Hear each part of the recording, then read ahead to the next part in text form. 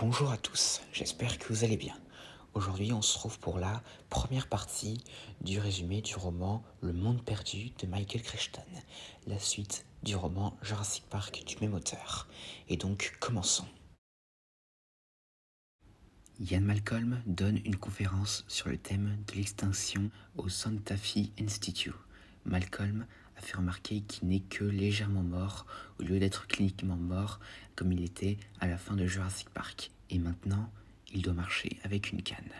Au cours de sa conférence, il est interrompu par un participant nommé Richard Levin, paléontologue. Levin soutient que si les dinosaures ont disparu en raison de changements de comportement, comme le théorise Malcolm, il est alors peu probable que tous les dinosaures aient changé de comportement simultanément et qu'il est probable que de tels animaux restants existent encore dans des endroits isolés à travers le monde.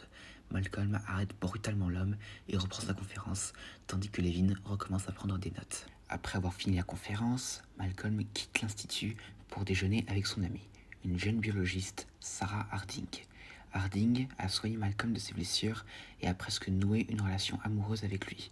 En traversant le parking, ils sont abordés par Levin qui s'invite au déjeuner. Levin parle de rumeurs persistantes selon lesquelles des animaux inconnus seraient apparus au Costa Rica et au Congo, même s'il admet qu'il n'y a aucune preuve photographique et que dans le cas des animaux du Costa Rica, les restes sont détruits. Malgré l'insistance de Malcolm sur le fait qu'il n'existe pas de tel monde perdu où existent des dinosaures, Levin persiste. Il raconte à Ian et Sarah une rumeur selon laquelle, il y a plusieurs années, une société de génétique appelée InGen aurait réussi à recréer génétiquement des dinosaures et les a placés sur une île au large des côtes du Costa Rica. Quelque chose s'est mal passé. Beaucoup de gens ont été tués et depuis lors, les animaux ont été détruits et tous ceux qui savaient qui s'était passé ont été payés pour se taire. Dans le cas de Malcolm, faire payer ses frais médicaux. Levin mentionne également qu'il a entendu dire que Malcolm était l'un des consultants embauchés par InGen pour l'île et qu'il était là lors de l'incident.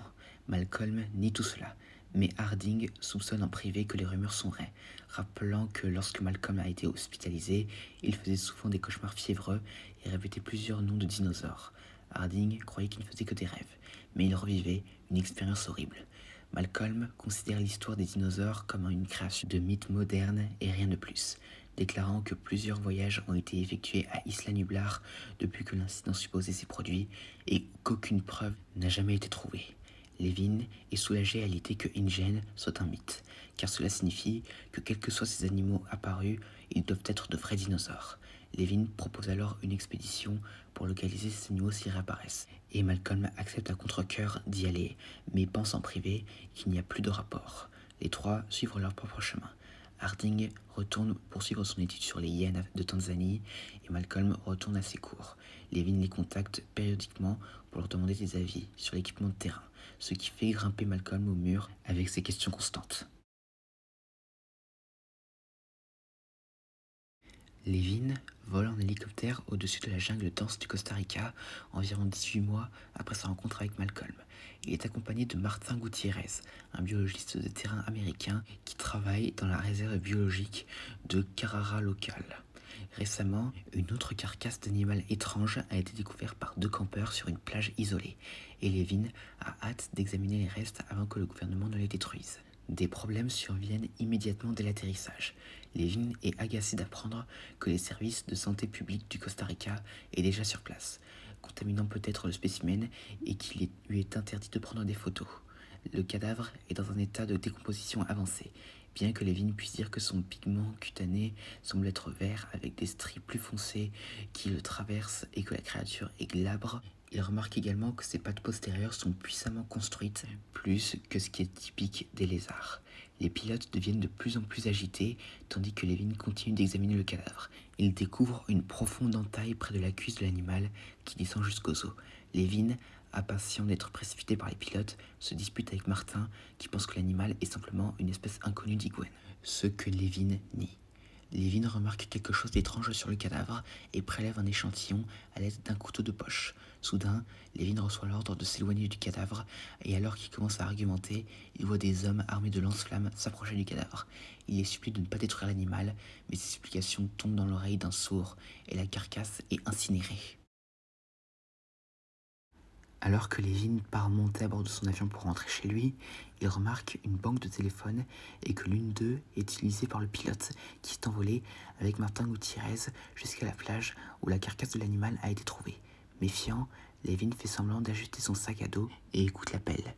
Le pilote mentionne que Levin ne sait rien et n'a pas été autorisé à prendre des photos et qu'une île est impliquée, mais il ne savait pas laquelle. Perplexe, il utilise son téléphone satellite pour envoyer un message à Yann l'informant que la carcasse échouée est très probablement celle d'un ornitholestes et qu'il lui envoie un échantillon à examiner et l'avertit que d'autres parties sont intéressées par ce qui se passe.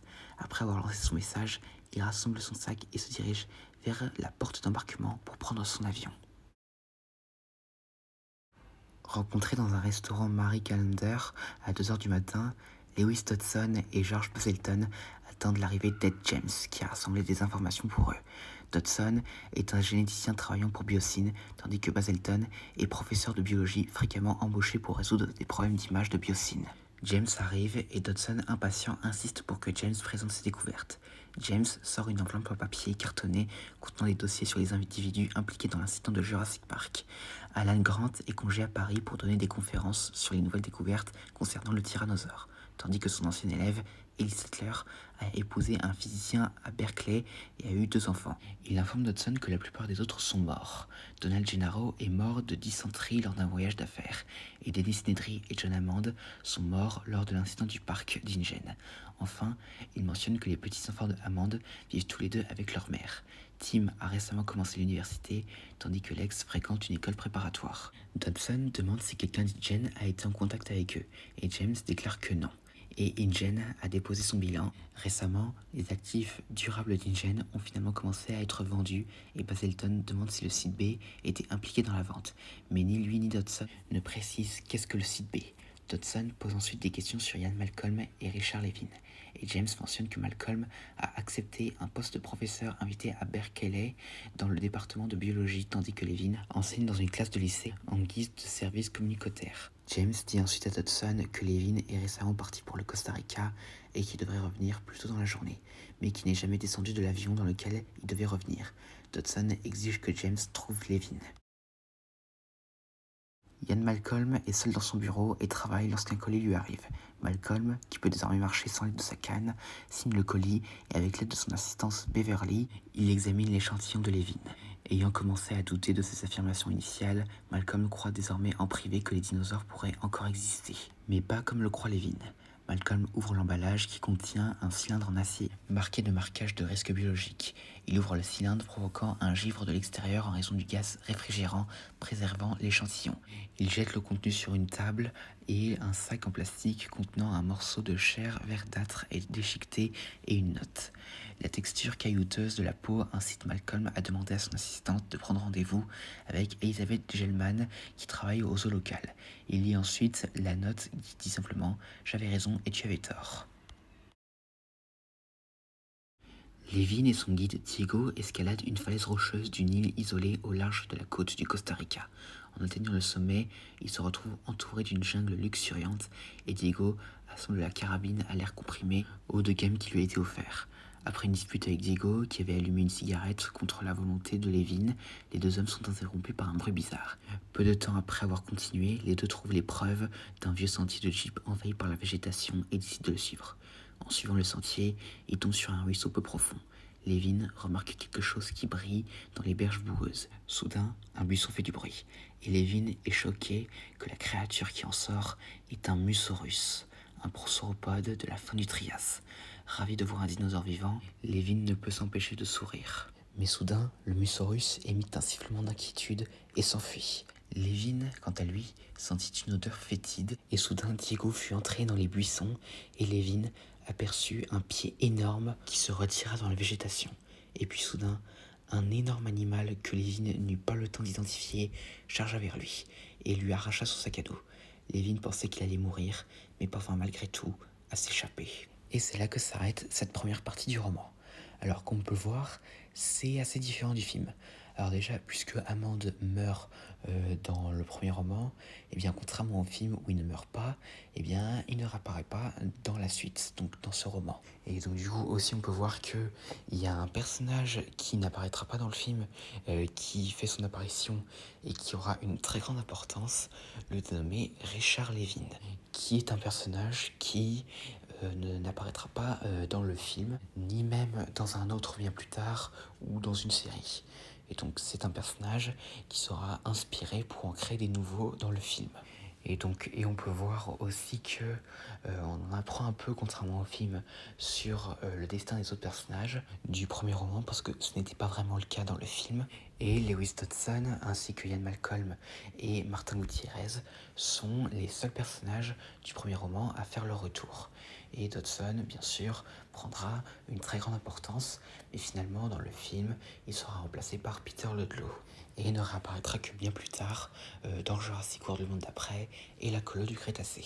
Et aussi, puisque Amand est mort et que InGen a priori disparu dans le roman, eh bien, cela fait que l'existence d'Isla Sorna n'est ainsi qu'une rumeur et non pas quelque chose qui est expliqué à Yann par un personnage qui aurait vécu les événements du premier roman.